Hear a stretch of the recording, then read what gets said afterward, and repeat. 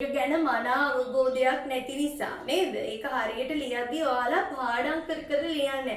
සමහර අය දැන් අපි බොරු කියන්න ඕනේනේ, ගොඩාක් ළමයි කොටු පොතක් යූස් කරනවනේ. මේ ඔයාලා අර චූඩි කාලේ අර අකුරු ලියන්නේ. ඒ වගේ කොටු පොතක් යූස් කරලා ලියන්නේ නේද? ඒ කොටු පොතේ ලියද්දී සමහර ළමයි මන්ද කරලා තිනු ඉක්මනටම ලියලා ඉවර කරන්න try එකක් දෙනවා. මම මේ අකුරු කොහොම හරි ලියනවා කියලා දැන් මං හිතන්නකෝ කොටු පොත දුන්නාම එයාලා ලියන්නේ මෙහෙම කෑල්ල කොටු ඊට පස්සේ මේක මෙහෙම කෑල්ල ලියාගෙන යනවා. ඉතින් මේ මෙතඩ් එක ඇත්තටම වැරදි. හරිද? මම ඒක අනුමත කරන්නේ නැහැ. හේතුව මොකද? ඔයා ඉක්මනට ලියන එක නෙවෙයි මේ අකුරෙන් අපි බලාපොරොත්තු වෙන්නේ. ඔයාට මතක තියාගන්න තමයි අකුර අපි අර කොටු පොතක පොඩිවට ලියාගෙන යන්නේ. තේරුණාද? එතකොට ඒකේ දැන් ජපනීස් ලෙටර් එකක් ලියවෙද්දී ඒකේ තියෙනවනේ පියවර වගේක් නේ.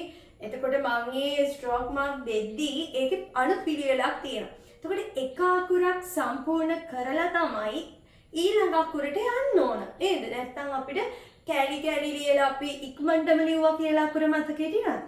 නෑ. එහෙම වෙන්නේ නෑ. ඒක නිසා මොකද කරන්න ඕනේ? සම්පූර්ණ අකුර ලියලා තමයි මතක තියාගන්න ඕනේ. ඒ වගේම තමයි ලියද්දී හොඳින් මතක තියාගන්න ඕන නිසාම ලියද්දී හිමින් තමයි දැන් ක්ලාස් එකේ ලියනවා නම් කෑ ගහ ලියන්න ඕනේ. ගෙදර නම් කෑ ගැහුවත් කමක් නැහැ. හරිද? ක්ලාස් එකේදී මනෝමයෙන් කියන්න. මම ලියන්නේ මේක අකුර. අකුර නේද? ඊට පස්සේ ඒක ලියලා ඉවර වෙලා මොකද කරන්නේ? ඒක මෙහෙම නිදහසේ ලියලා මෙන්න මේ විදිහට ලියලා මතක් කරගන්න. කොහොමද ආයන්න ලියන්නේ? මෙන්න මේ විදිහට. මෙන්න මේ විදිහට. නේද? ඒ වගේ ලියලා බලන්න. තේරුණාද? හරි. ඊටකොට දැන් ඔයගොල්ලෝ කියන එක තමයි ප්‍රශ්නේ තමයි අකුරු පැටලෙනවා කියන්නේ. අකුරු පැටලෙන්න විදියක් නැහැ. මම ඒ කියපු ස්ටෙප්ස් අනුගමනය කළා නම් සහ මම දැන් ඔය අකුරු පැටලෙනවා කියන එකට පොඩි ප්‍රශ්නයක් නෙවෙයිනේ. දැන් ඔක ලොකු ප්‍රශ්නයක්. වචනයක් දුන්නාම දැන් හිතන්නකෝ අපි වෙනුවට රී අකුර ලියන. එතකොට ඒක ලොකු අර්බුදයක් වෙනවනේ. විශාල අර්බුදයක් බවට පත් වෙනවා. දැන් ඕක නවත්ත ගන්න තමයි මම මේ පාඩම කරන්නේ. චුට්ටක් අහගන්න. හරි. මම දන්නවා අකුරු පුළුවන් අයත් ඉන්නවා කියලා. හරි. බැරි අයට සපෝට් එකක් විදිහට මේක චුට්ටක් අහගන්න. හරි. දැන් බලන්නකෝ මේක කියන්නේ මොකද්ද? අකුර. දැන් මම ලියලා තියෙන අකුරු ටික චුට්ටක් බලන්න.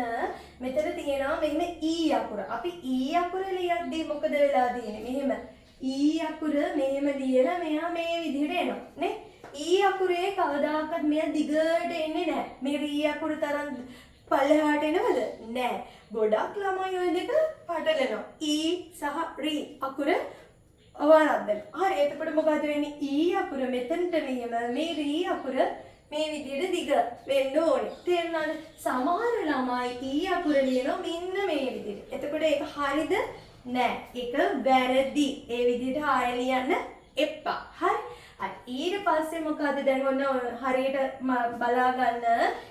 අකුර මේ විදිහට අකුර මේ විදිහට. දැන් මේක ක්ලාස් එකේ ලියාගත්තා. ගෙදර ගිහිල්ලා මොකද කරන්න ඕනේ? ලොකුවට මේක ලියලා තමන්ගේ වෝල් එකේ ගහන්න, බිත්තියේ ගහන්න ඕනේ. ඊට මට ෆොටෝ එකක් එවන්න ඕනේ. කරලා තියනවද නැද්ද කියලා මට ෆොටෝ එකක් එවන්න. මොකද මන් දන්නේ නැහැ. ගෙදර ගිහලා පාඩම් කරන්න නැති අයත් ඉන්නවනේ. හැබැයි දැම්මම මතක තියාගන්න අකුර මෙහෙමයි, අකුර මේ විදිහට වෙනවා. හරි. ඊළඟ ලෙටර් එක බලන්න. අකුර. අකුරේදී මොකද වෙන්නේ? මෙයාගේ මොකද වෙන්නේ? මෙයාගේ අපි අකුර ලියද්දී මෙහෙම ඊරි කෑලි කීයක් එනවද? දෙකක් එනවා. හරි. ඊරි කෑලි කීයක් තියෙනවද? දෙකක් තියෙනවා. හැබැයි මේකෙදී